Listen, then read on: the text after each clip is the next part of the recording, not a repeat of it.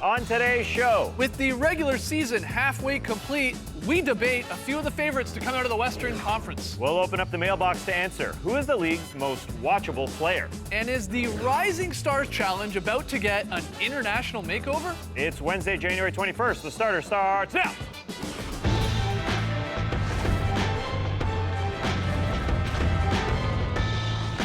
Good day, Sweet World, and welcome to the starters. Whether you're joining us live online, you're listening to the podcast, or you're catching us on NBA TV, we're very, very happy to have you. I'm Jay Skeets, and alongside me, as always, it's Tess Mills. Thanks for joining us, folks. To my right, starters blog editor Trey Kirby. Ayo! And finally, the international man of mystery, Lee Ellis. Amigos. Lily, all right, we are officially midway through the regular season. It's half in the bag. A lot of the teams have played 40, 41 games or more.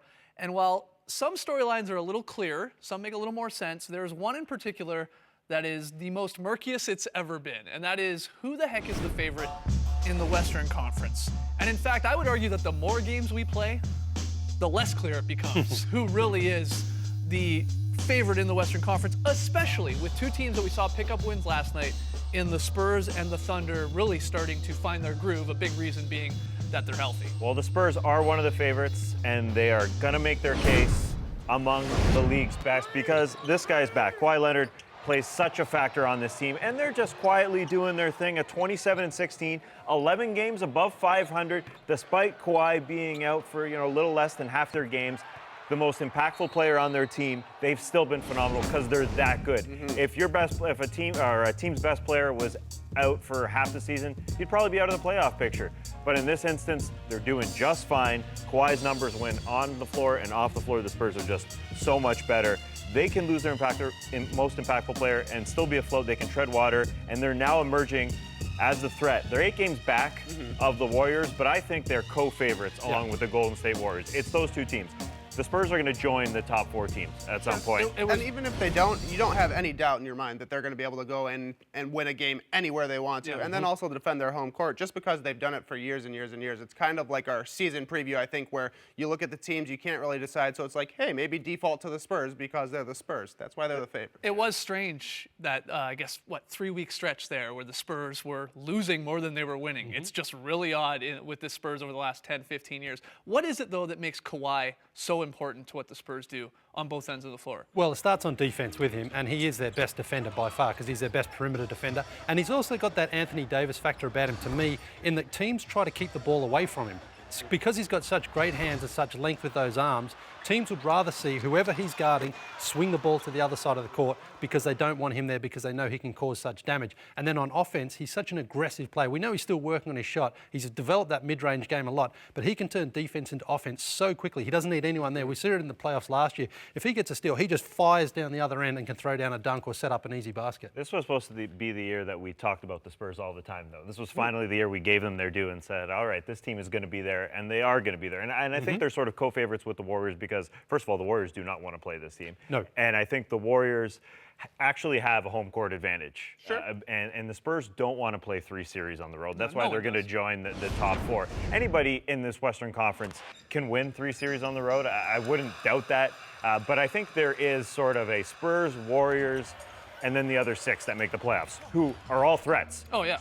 But I still think you have to include the Spurs as amongst those 2 favorites. And the Warriors' home court advantage is a real home court advantage. It's a scary place. It is the scariest place. They have the best home record in the league. There's only The only one loss. team that beat them. The one loss comes to the Spurs. And again, that is their scariest matchup. Yeah. They do not want to face I think when we talk about the Golden State Warriors, though, if there is no healthy Andrew Bogut come playoff time and when we start getting into matchups, that greatly diminishes their chances of going far.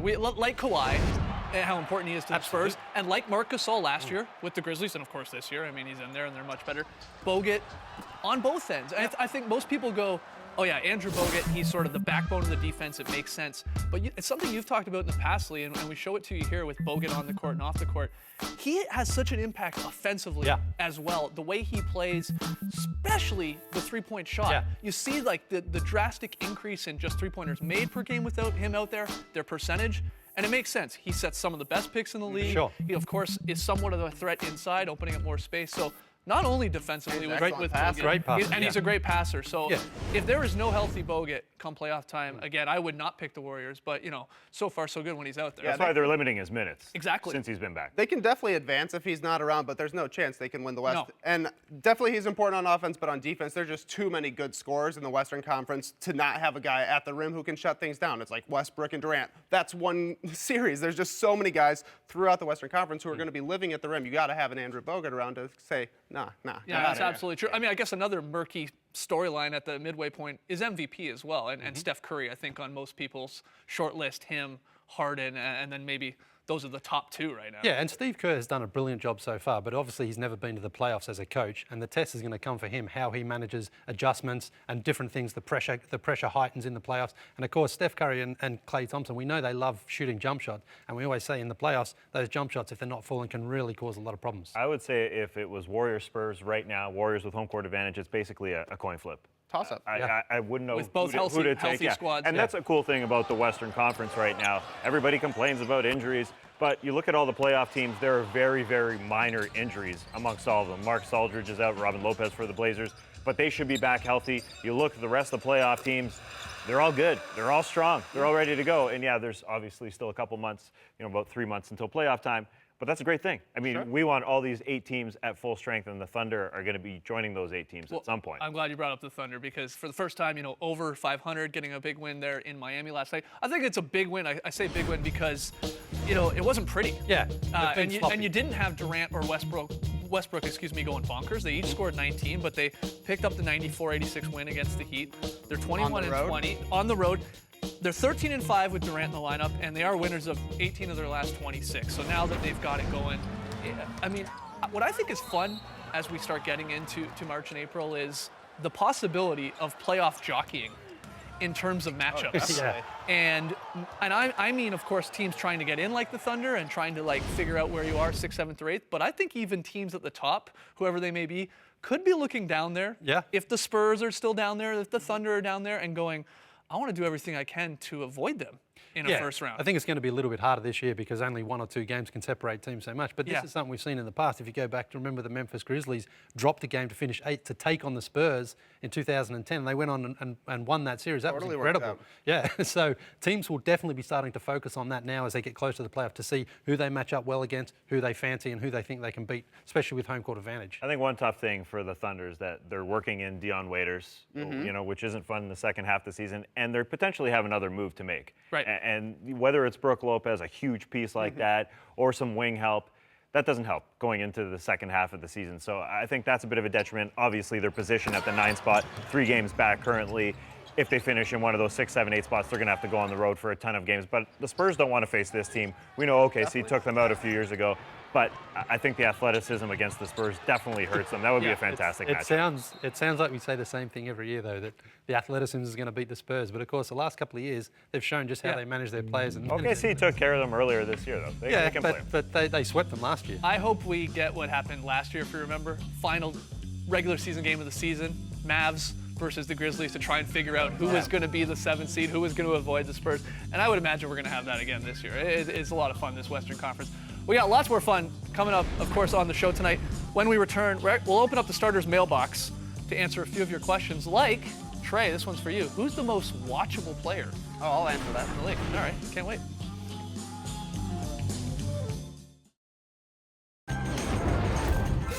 Oh, look, there's mail. We got mail. Woohoo! Back with the starters, into the mailbox. You guys are fantastic at sending in your crazy questions. Keep them coming. Starters at NBA.com. A few for you here today. First one, guys. This comes from Ben. Ben writes, this one specifically for my homie Trey. So Trey, listen. What's up, dog?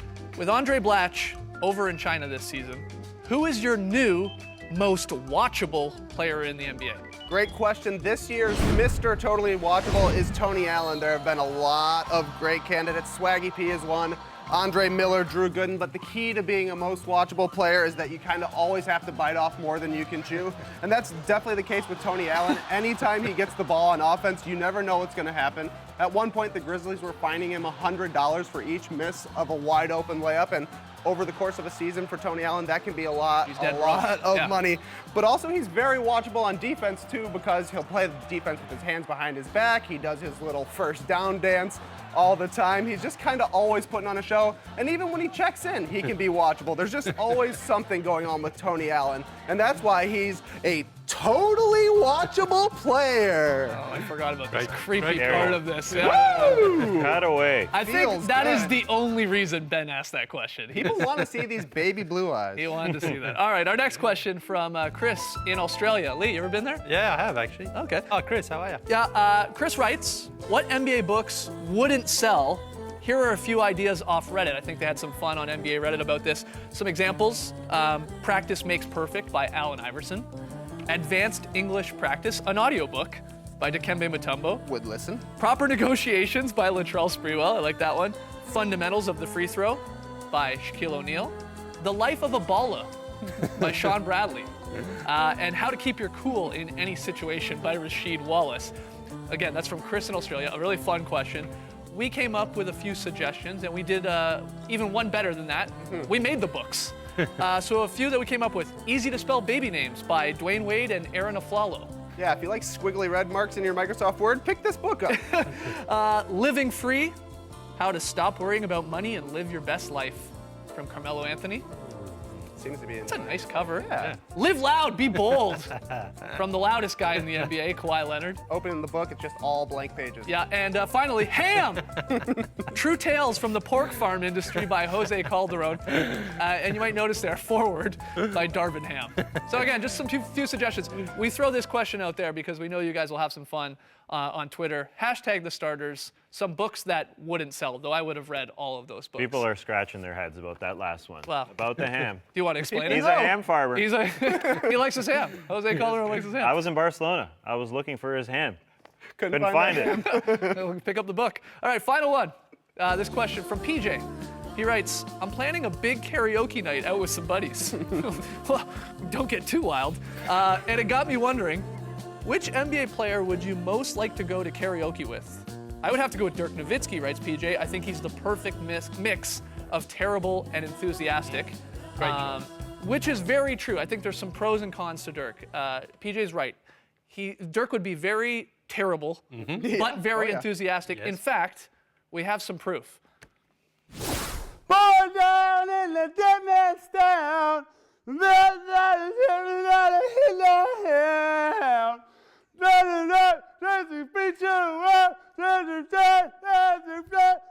Cover it up now. Right? Yeah. I love that Terrible, song. enthusiastic. He's going to get everyone up in the karaoke room or if you're at a bar. But one problem. If Dirk doesn't have the mic, he's going to knock it out of someone's hands, as we just saw and just showed you on the show. Hey, give me that mic. I want to sing on, I want to sing some Bruce Springsteen. Trying to do Gangsta's Paradise over here. Yeah, so that's going to be a problem. Though I think Dirk is a good answer. Anyone else come to mind? Who's a Victor Oladipo? Yeah. Beautiful, beautiful. The voice of an angel, they He'll say. embarrass you though. If you're singing next to Victor Oladipo, you're gonna sound horrible. He'd be too good. He's too good. Yeah, you want to go with someone like Dirk. That's true. All right. Guys, thanks for sending in those questions. Keep them coming. Starters@nba.com. Lots more still on the show. When we return, is the All-Star Weekend's Rising Stars Challenge about to go Mr. International on us? Pitbull style. Oh, I hope not. Yeah, we'll discuss the rumors when we return.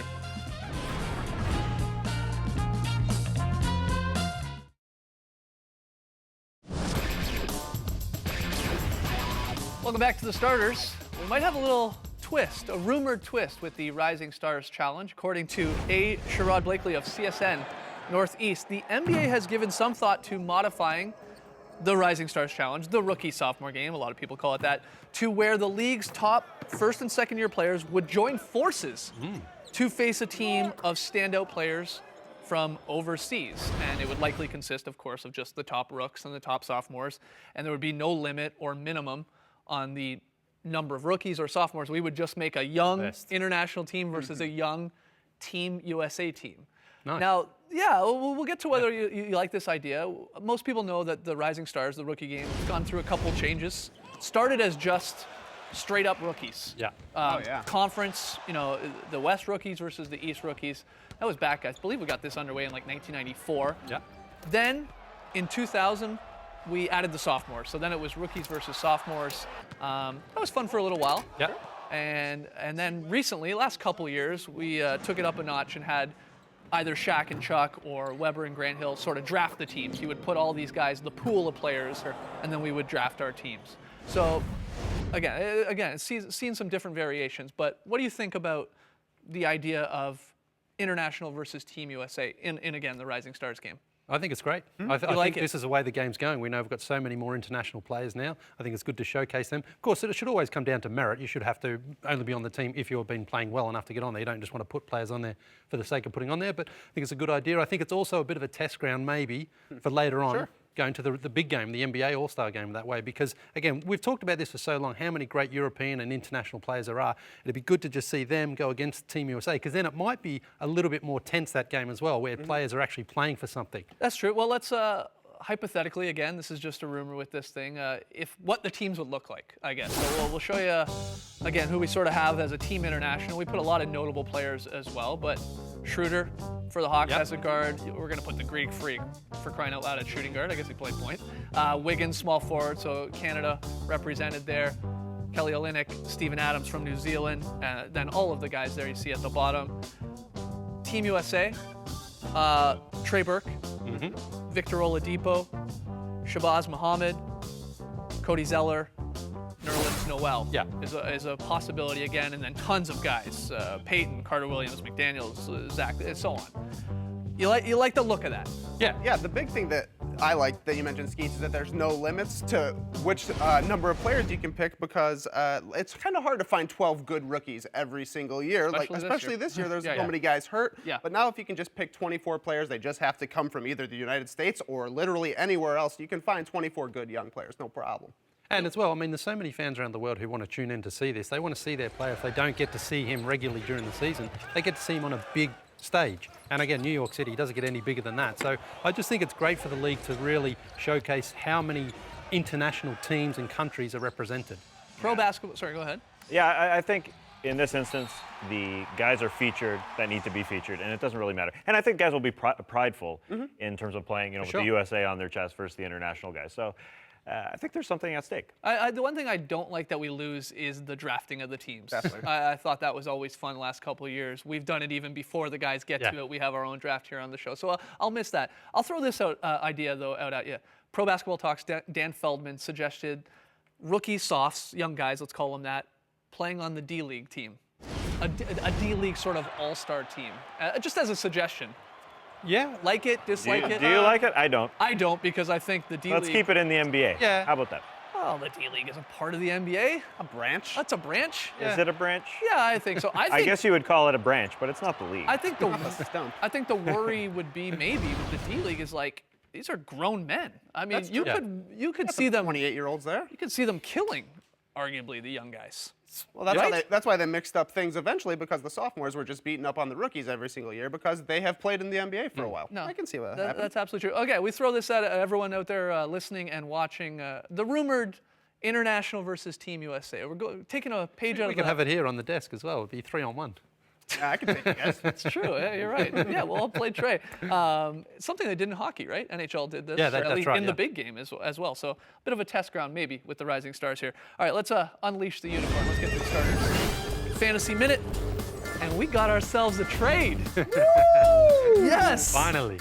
Trey and Lee completing this trade mere hours ago. The Bagabinos, Trey receiving Kobe Bryant, and Lee getting Manu Ginobili. Lee just wanted to trade, I think, for a San Antonio Spurs. Yeah, he wins very solid every single week. But I wanted Kobe because I need points this season. We're in a head-to-head league. I'm 3-9 this season in points, and I'm not worried about Kobe not playing every game because Manu doesn't play every game either. That's true. I think Manu's going to miss less games, though, over the course of the season, because I think Kobe started to break down a little bit. Byron Scott's already said he's not going to play him back-to-backs. And when Kobe does play, sure, he gives you the points, but he kills you in field goal percentage, and he turns it over a lot. Manu turns it over a few times as well. And also, I just love Manu Ginobili. I love watching him play. Well, I love that's what I having him on my team. Lee, you've been trying to trade Kobe Yeah, I have for been, at least yeah. 2 weeks. Yeah, I have. Oh, longer than that, really. No, because it's so frustrating having a guy just there who's not going to play. And again, I know Manu's in a similar situation, but I just think that Kobe has really started to show that his body is letting him down a little. That You're was saying you traded me broken goods, huh? Yeah, Great, thanks. broken goods for less broken goods. yeah, that was an old man trade there. That's some age on those trades. 260 years of experience. A fascinating fantasy basketball trade in the Starters Fantasy League. All right, we gotta Between take 8th and 12th. we gotta take one more 11. break. Oh, Thank you excuse very me. much. One more break. When we return, pick 'em results and a very solid controversy. Come on back. You're watching the Starters.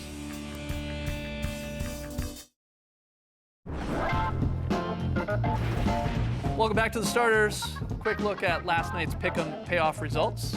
Good night for Tass and I. We went 2-0. We both backed the Thunder in Miami, and we took the Spurs in Denver. So we pick up the 2 check marks there. I am 24-14 for the month of January. Tass 19-19. So I'm 5 games up. So this is a big night here. There's a lot of games on, and as you see, we disagree on 3 of them. The only games we agree on: the Grizzlies and the Suns. And then, whoa boy, that first one. Knicks or 76ers. Tass is taking the Knicks. I'll take the Sixers at home. The Knicks are on a streak of 1. Tass likes the Thunder in Washington. I'll back the Wiz. And Tass has the Nets on the road, and I'll take Sacramento. So I'm taking all the home teams. Tass got a few road teams. Big night. Big night. Tass get right back into it. I could maybe put it to bed. Want to wish a 52nd, I believe it is, happy birthday to one of our favorite players of all time. I'm sure yours as well. Keem Olajuwon. Yeah. Still getting paid by the Raptors? The Dream. It's possible. The Dream turning 52, Lee. I know you're happy for that. I am very happy because we haven't been doing that this season, but I really just wanted to see some highlights of him and point out this game that he had on March 3, 1990 against the Golden State Warriors. Olajuwon went for 29 points, 18 rebounds, 9 assists, 5 steals, 11 blocks, And 0 turnovers. And they got the win.